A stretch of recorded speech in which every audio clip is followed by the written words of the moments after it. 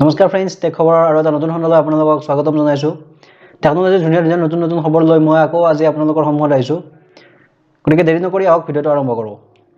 প্ৰথম খবৰটো আছে নেটফ্লিক্সৰ ফালৰ পৰা। নেটফ্লিক্সে ইণ্ডিয়ান ষ্টেণ্ডাৰ্ড ইউজাৰক প্ৰিমিয়াম প্লেনলৈ আপগ্ৰেড কৰিছে। অৰ্থাৎ নেটফ্লিক্সৰ আগতে ষ্টেণ্ডাৰ্ড প্লেন আছিল 649 আৰু প্ৰিমিয়াম প্লেনৰ মূল্য আছিল 799 আৰু এতিয়া 649ত নেটফ্লিক্সে ষ্টেণ্ডাৰ্ড ইউজাৰক প্ৰিমিয়াম ইউজাৰলৈ মানে আপগ্ৰেড দিছে। অৰ্থাৎ 649তে প্ৰিমিয়াম প্লেনটো ল'ব পাৰিছে। কেৱল ইণ্ডিয়াৰ কাৰণে আহিছে আৰু কেৱল নতুন ইউজাৰৰ কাৰণেহে এইটো অফাৰ আহিছে। দ্বিতীয় খবৰটো আছে জিঅ'ৰ ফালৰ পৰা। জিঅ'ৰ পৰা দুটা খবৰ আছে। প্ৰথমটো হ'ল জিঅ' মাৰ্ট মুকলি কৰিছে। অৰ্থাৎ লোকেল গেলামাল সামগ্ৰী গ্ৰছাৰী বিক্ৰী কৰিবৰ কাৰণে জিঅ' মাৰ্ট খুলিছে, লঞ্চ কৰিছে আৰু সেইটো প্ৰথম ভাৰতৰ 200খন চহৰত এইটো বৰ্তমান লঞ্চ কৰা হৈছে। এমাজন আৰু ফ্লিপকাৰ্টৰ লগত এইটো কম্পিটিশ্যন কৰিবৰ কাৰণে জিঅ' এইটো লৈ আহিছে।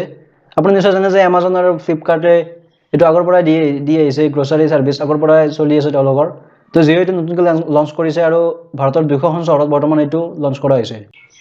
জিঅ'ৰ ফালৰ পৰা আৰু এটা খবৰ আহিছে।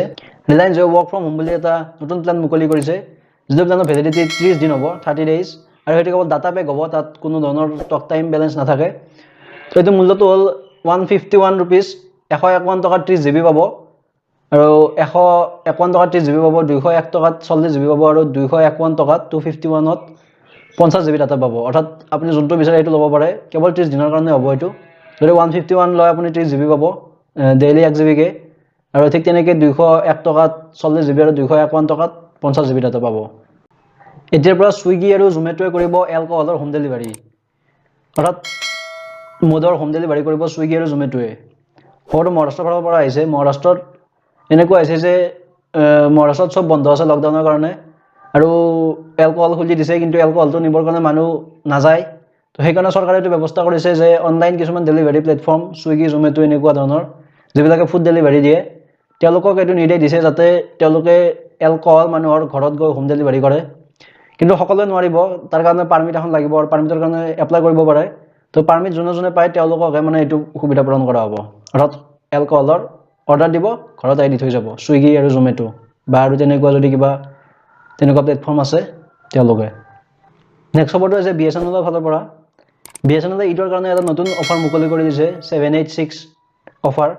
তো সেই অফাৰটোৰ মূল্য হ'ব 786, অৰ্থাৎ 786 টকা, আৰু সেইটোত 786 টকাৰ ফুল টক টাইম থাকিব আৰু লগতে 30 GB হাই স্পীড ডাটা থাকিব আৰু এইটো ভেলিডিটি থাকিব 90 দিনৰ কাৰণে। অৰ্থাৎ 90 দিনৰ থাকিব 786 টকাত 30 GB ডাটা পাব। আপুনি নিশ্চয় জানে যে কৰোণা ভাইৰাছৰ কাৰণে প্ৰকৃতিৰ বহুত লাভ হৈছে।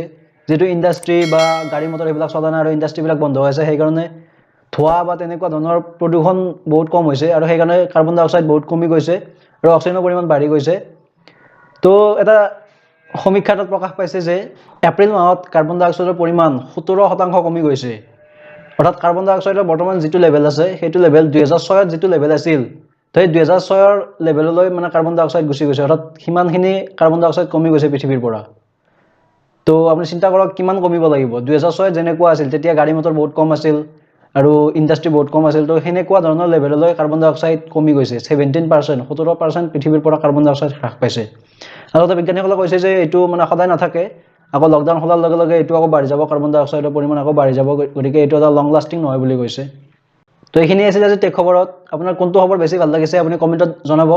লগতে যদি ভিডিঅ'টো ভাল লাগিছে এটা লাইক কৰি দিব আৰু ভিডিঅ'টো শ্বেয়াৰ কৰিব যাতে সকলোৱে গম পায় কথাখিনি। আৰু যদি আপুনি মোৰ চেনেলটো নতুনকৈ আহিছে তেতিয়াহ'লে চেনেলটো ছাবস্ক্ৰাইব কৰিব, লগতে কাষত থকা বেল আইকনটো টিপি দিব যাতে মোৰ ভিডিঅ'বিলাক ন'টিফিকেশ্যন ভিডিঅ'টো দিয়াৰ লগে লগে পায়।